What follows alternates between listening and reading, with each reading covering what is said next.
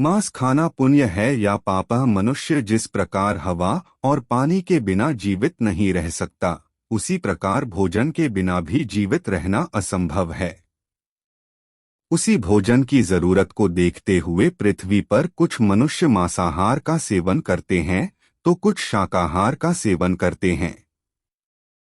हमारे मन में हमेशा यह प्रश्न उत्पन्न होता रहता है कि मांस खाना पुण्य है या पाप।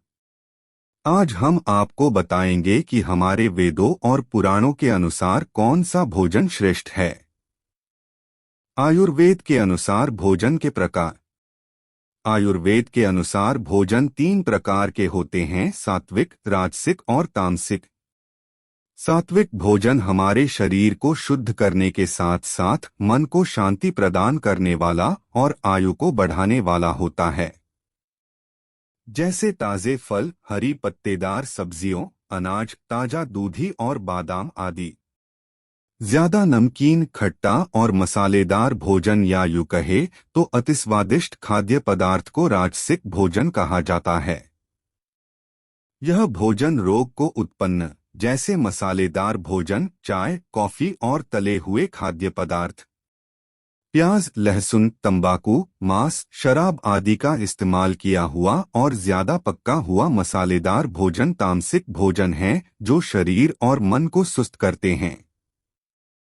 इनके अत्यधिक सेवन से जड़ता, भ्रम और भटकाव महसूस होने के साथ जटिल रोग होने की संभावनाएं बढ़ जाती है।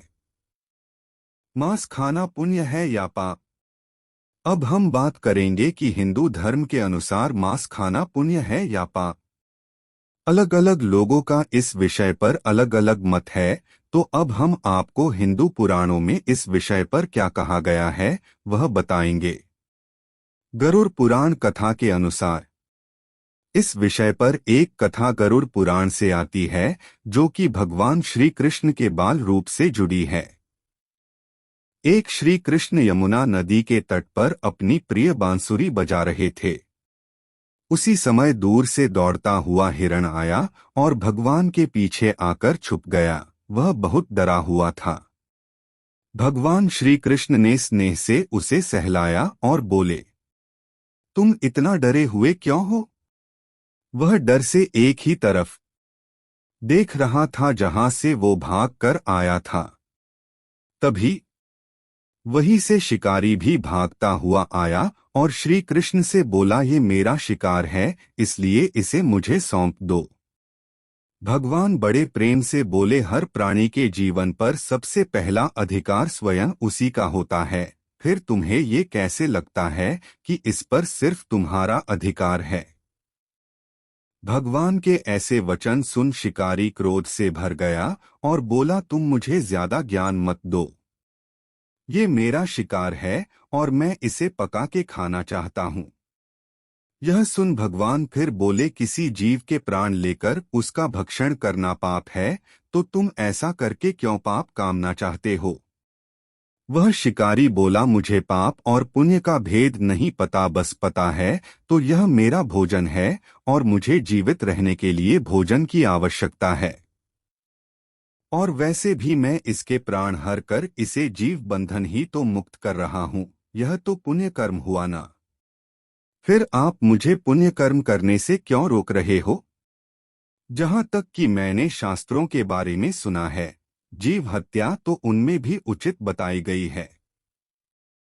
वह फिर बोला, राजा महाराजा भी तो शिकार किया करते हैं, तो सारे पाप पुण्य क्या केवल निर्धनों के लिए ही बने हैं?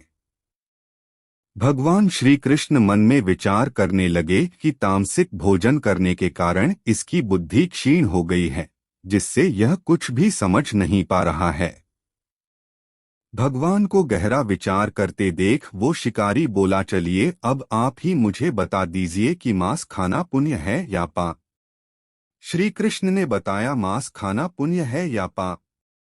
यह सुन भगवान श्री कृष्ण बोले, ठीक है, अब मैं तुम्हें एक कथा सुनाता हूँ जिससे तुम्हें ज्ञात हो जाएगा कि मांस खाना पुण्य है या पाप। शिकारी ने मन में विचार किया कि कथा सुनकर थोड़ा अपना मनोरंजन कर लेता हूँ, उसके पश्चात हिरण को तो मैं ले ही जाऊंगा।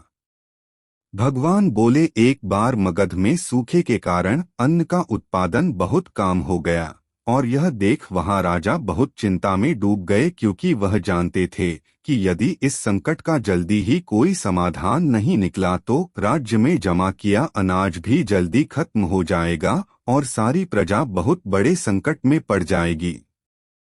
राजा ने इस समस्या के निवारण हेतु तत्काल अपने सभी मंत्रियों व सलाहकारों की बैठक बुलाई। बैठक में राजा बोले कि आप सभी के मत में ऐसी कौन सी सबसे सस्ती वस्तु है जिससे हम इस समस्या को सुलझा सकते हैं।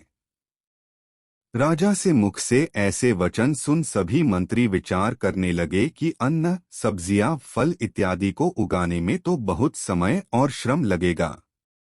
तभी शिकार का शौक रखने वाला एक मंत्री सभा में खड़े होकर बोला, हे राजन, मेरे मत में सबसे सस्ता और आसानी से मिलने वाला भोजन मांस है, जिससे हमारी प्रजा भूखी भी नहीं रहेगी और हमारा राजधन भी बचा रहेगा। मंत्री की बात सुन बाकी सभी मंत्रियों ने भी उसका समर्थन कर दिया, केवल महामंत्री शांत बैठे रहे। यह देख राजा महामंत्री से बोले, मैंने देखा कि सभी मंत्रियों ने अपना अपना मत दिया, केवल आपने ही अपना मत नहीं दिया। कृपया आप भी इस विषय पर अपना मत दीजिए। महामंत्री बोले, हे राजन, मांस सबसे सस्ता भोजन है, मैं इस बात से सहमत नहीं हूँ और इस विषय पर अपना मत देने के लिए मुझे कल तक का समय दे। यह सुन राजा ने महामंत्री की बात मानते हुए अगले दिन फिर से सभा बुलाने का आदेश दिया। उसी रात महामंत्री उसी मंत्री के घर गए जिन्होंने मांस को सबसे सस्ता भोजन बताया था। महामंत्री को अपने घर आया देख मंत्री खड़े होकर उन्हें प्रणाम करने लगे और बोले कि हे महामंत्री, यदि आपको मुझसे कुछ काम था तो आप मुझे संदेश भेज देते, मैं स्वयं आपके पास आ जाता। आवश्यक है। महामंत्री बोले कि संध्या के समय महाराज बहुत बीमार पड़ गए हैं और वैद्य जी के अनुसार उनके प्राण बचाने के लिए किसी शक्तिशाली मनुष्य का 2 तोला मांस आप महाराज के करीबी है, तो मैं चाकू से आपके हृदय को चीरकर केवल 2 तोला मांस निकालूंगा। यह सुन उस मंत्री के हाथ पैर फूलने लगे और उसका चेहरा सफेद पड़ गया। महामंत्री बोले, आप केवल हो? बोले, उसके बदले में आपको 1 लाख मुद्राओं के साथ साथ एक बड़ी जागीर और महामंत्री का पद भी दिलवा दूंगा। मंत्री विचार करने लगा कि अगर मैं ही जीवित नहीं रहूंगा तो ये धन दौलत मेरे किस काम की। वह भागता हुआ अपने घर से 1 लाख मुद्राएं लाया और महामंत्री के चरणों में बैठ गया और बोला, हे महामंत्री, आप अपनी 1 लाख मुद्राओं में मेरी 1 लाख मुद्राएं और मिला लीजिए और किसी अन्य को 2 तोले मांस के लिए ढूंढ लीजिए। कृपया मुझे क्षमा करे और मैंने जो महाराज के लिए 2 तोला मांस देने के लिए मना किया है, यह बात किसी को ना बताएं। यह कहकर मंत्री अपने घर हड़बड़ाता हुआ चला गया। महामंत्री इसी प्रकार बाकी मंत्रियों के घर भी गए। किसी भी मंत्री ने 2 तोला मांस देने के लिए सहमति नहीं दी और अपना बचाव करने के लिए महामंत्री को लाखों मुद्राएं देते रहे। महामंत्री ने रात में ही बहुत सारा धन एकत्रित कर लिया और सुबह सारा धन लेकर महल में पहुंच गया। उधर सभी मंत्री यही सोचकर चिंतित थे कि अब महाराज का स्वास्थ्य कैसा होगा।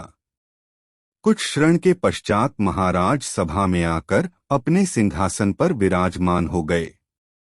राजा को पूरा स्वास्थ्य देख सभी मंत्री अचंभित रह गए और महामंत्री की ओर देखते हुए सोचने लगे कि इसका मतलब महामंत्री ने हमसे झूठ बोला था।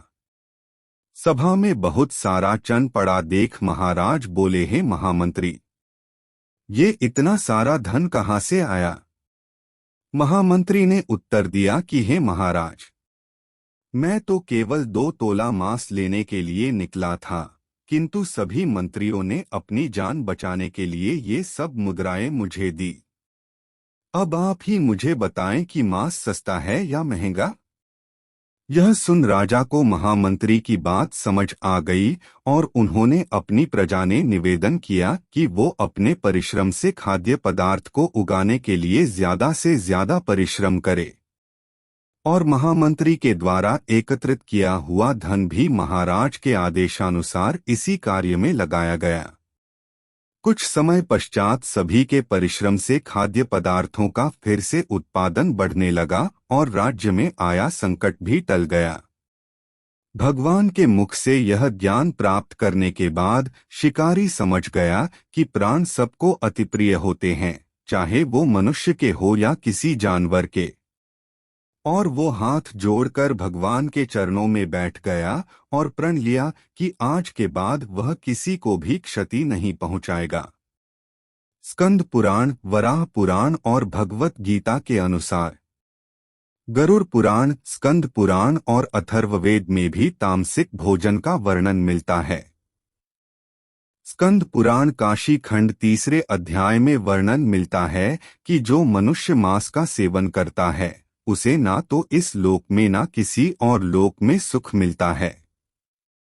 स्कंद पुराण के अनुसार यदि कोई मनुष्य भूख से मर भी रहा हो तब भी उसे मांस का सेवन नहीं करना चाहिए। इसके साथ इसी पुराण में यह भी वर्णन मिलता है कि भगवान शिव उन भक्तों से कभी प्रसन्न नहीं होते जो मांस मदिरा का सेवन करते हैं। वराह पुराण के अनुसार पृथ्वी देवी के पूछने पर भगवान नारायण कहते हैं कि जो मनुष्य मांस का सेवन करता है ना तो मैं उसकी पूजा स्वीकार करता हूँ, ना ही उसे मैं अपना भक्त मानता हूँ, और मेरी दृष्टि में उससे बड़ा पापी और कोई नहीं है। भगवत गीता के अनुसार भगवान श्री कृष्ण कहते हैं कि जो मनुष्य मांसमदिरा का सेवन करता है उसकी बुद्धि क्षीण होने लगती है और उसका अपनी इंद्रियों पर नियंत्रण नहीं रहता। वह कई तरह के अपराध का भागीदार बनने लगता है। अथर्ववेद के अनुसार मनुष्य के लिए सात्विक भोजन सबसे श्रेष्ठ हैं, जो मनुष्य के मन को शांति प्रदान करने वाला होता है।